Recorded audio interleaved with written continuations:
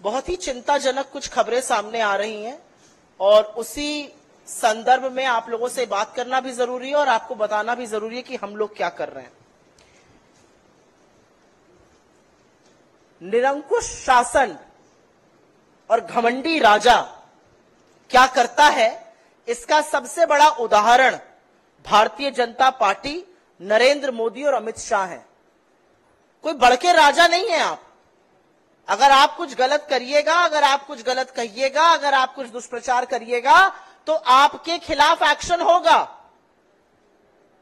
आप लगातार झूठ बोल रहे हैं कांग्रेस के मैनिफेस्टो पर। 48 पेज का मैनिफेस्टो, 15,329 शब्द, एक शब्द ऐसा नहीं जिसके बारे में आप झूठ बोल रहे हैं। और आपका कोई वीडियो जो तथाकथित रूप से आपके अनुसार कोई काट छाट के चला रहा है, उस पर आप लोगों की गिरफ्तारी कर रहे हैं। यह देश डरने वाला नहीं है, ना आपकी गीदड़ धमकियों से डरने वाला है। यह देश हिसाब लेगा और गिन गिन कर हिसाब लेगा। हर उस बेरोजगारी का हिसाब लेगा जो आपके चलते हुई है, उस कमर तोड़ महंगाई का हिसाब लेगा जिसमें एक रोटी कम खानी पड़ रही है क्योंकि आटे दही पर जीएसटी आपने लगा दिया।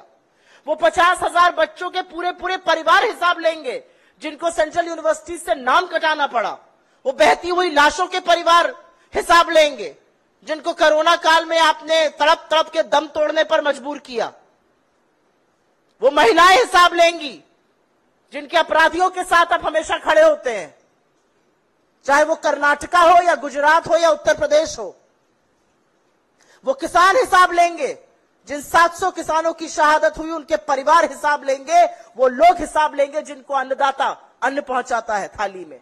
वो श्रमिक हिसाब लेंगे जिनको आपने हजारों मील पैदल चिलचिलाती धूप में फफोले और छाले लिए पैदल चलवाया। तो कोई डरने वाला आपसे नहीं है। असम की पुलिस कहीं गिरफ्तारी कर रही है, कहीं उत्तर प्रदेश की पुलिस गिरफ्तारी कर रही है। तमाशा क्या बना रखा है? और सूप तो सूप, बोले छलनी जिसमें 72 छेद।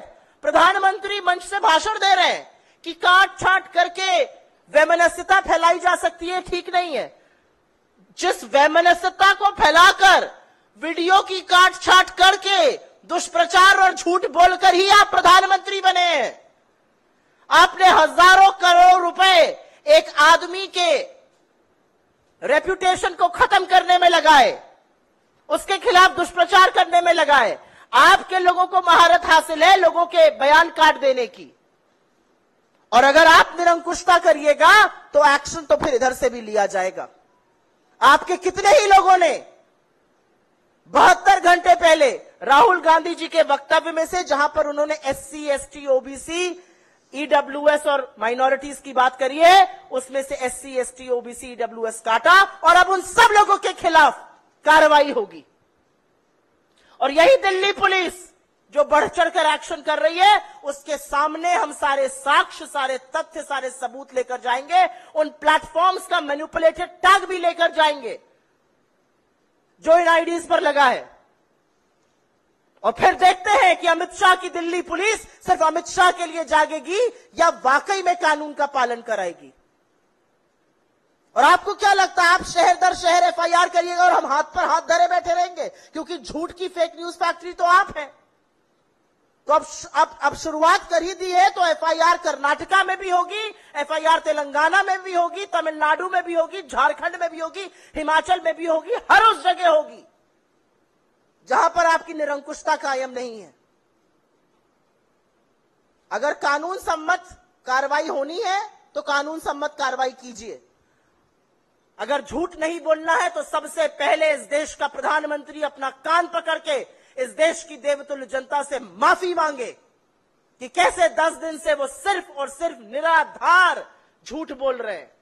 हमारे मैनिफेस्टो को लेकर झूठ बोलते हैं, छाप को लेकर झूठ बोलते हैं, एक औरत के सबसे कीमती आभूषण मंगलसूत्र को लेकर झूठ बोलते हैं, गरीबों की संपत्ति को लेकर झूठ बोलते हैं। वो झूठ आरक्षण पर भी बोलते हैं। असलियत यह है कि 2 चरण के मतदान के बाद इस देश ने मन बना लिया है विदाई करने का।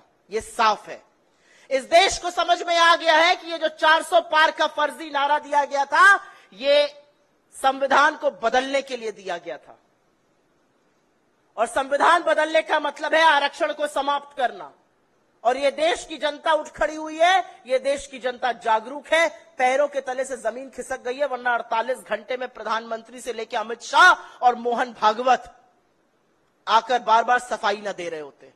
असलियत यह है कि आप आरक्षण के विरोध में हैं, आज से नहीं, इस देश की आजादी से। आपकी असलियत तो मेघवंशी जी बयां करते हैं अपनी किताब में, भंवर मेघवंशी जी, जो कहते हैं कि मैं दलित था और मेरा आरएसएस में किस तरह से मेरे साथ बर्ताव किया जाता था। आपकी असलियत यह बयां करता है कि आरएसएस का एक भी संचालक आज तक न दलित, न आदिवासी, न पिछड़े वर्ग से आया। एक ही समुदाय, एक ही जात के लोग ही बनते हैं।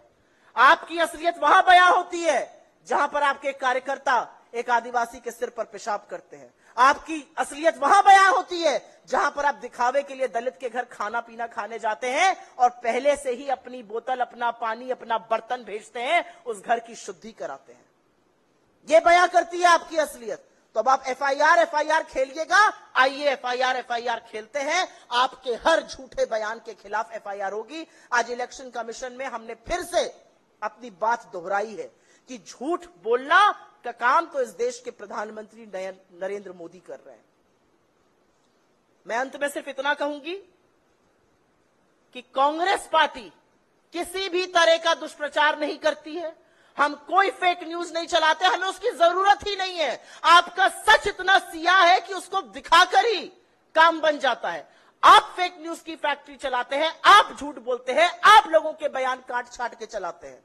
हमारे अध्यक्ष का बयान आपने सदन में काट कर चलाया, आप मेरे नेता के बयान कॉन्स्टेंटली काट के चलाते हैं, अभी भी काट के चलाया, और आप ये काम हमारे हर नेतृत्व के साथ करते हैं। तो मेरा अपना मानना है कि अमित शाह को अगर लगता है कि उनकी दलित विरोधी, आदिवासी विरोधी, पिछड़ा विरोधी सोच एफआईआर करके और लोगों को यहां वहां उठाने से चल जाएगी, तो जो आपके सारे चरण चुंबक बने हुए लोग हैं, आपकी पार्टी के कार्यकर्ता हो या आपके समर्थक हो, और ऐसे झूठे, ऐसे झूठे, ऐसे गंदी गलीच बात करने वाले लोग, महिलाओं के लिए ऐसे शब्द बोलने वाले लोग, जिनको नरेंद्र मोदी जिनके पोस्ट और ट्वीट शेयर करते हैं, उन सबको सबक सिखाएंगे। अब हम ना हम धमकी देते हैं और ना हम फालतू की बातें करते हैं, हम सच के साथ चलते हैं। लेकिन अगर सच आपका सिया है तो ये हमारा सिरदर्द नहीं है, सिरदर्द आपका है।